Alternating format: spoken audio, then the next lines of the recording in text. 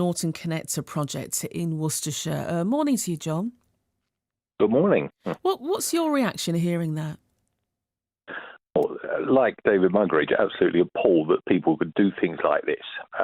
The damage it does to people who are utterly dependent on these services is huge. And it's also very demoralising for the volunteers who run the services, that all their good work is undone.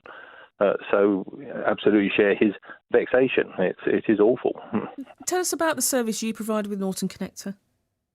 Right, the Norton Connector, we started 2.5 years ago, right in the middle of COVID. We got a splendid grant from Whithaven District Council to set up our own local minibus service, because although we have buses close to our parish, which is Norton-juxta-Kempsey, we have nothing going through the parish, and the buses that used to run were taken away as soon as COVID appeared.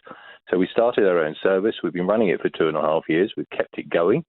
And we have a small but dedicated bunch of users who have no alternative but to using the bus to get to the supermarket, to get to the doctors, to get to the hospital, wherever. We run it 5 days a week, and it's on demand. So they dial up and ask for a driver, and we pick them up, take them to wherever, and bring them back afterwards. And it sounds like it's pretty vital to the community. So you've got nothing running through there. That's the only service to be able to connect to anywhere else and get to those important services. Absolutely. They literally have no alternative. And if they don't drive cars, we're only 3 or 4 miles out of Worcester. But even so, 3 or 4 miles is an awful long way when you're an older member of the population, and walking or cycling is not an option, and you don't have a car. Would you consider expanding the service at all, or are you just keeping it running as it is to just vital places? Would you do more with it if you could? We have actually already expanded it, because originally we set it up literally to run from the new Parkway station across the parish and as far as St Peter's, where the Tesco's is.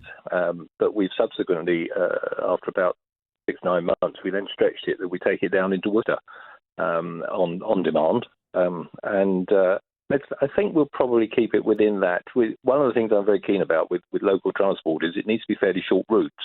One of the problems of the old service, the old bus service, the first bus used to run for us, was it called on every village between here and wherever before you got to your destination. And so people were on the bus for 45 minutes, even an hour or more, which kind of makes a bit of a mockery of going out to spend 10 minutes in the supermarket. Yeah. But what do you think could be done to protect charity-run projects like this, because they're vulnerable targets? And would you worry about your own service at all falling victim? But ours is run for us by Worcester Wheels, who themselves are a charity transport operation working out of Worcester. And I mean, they've done a magnificent job for us. I cannot speak too highly of them. But we are dependent on them and their buses and their security for that.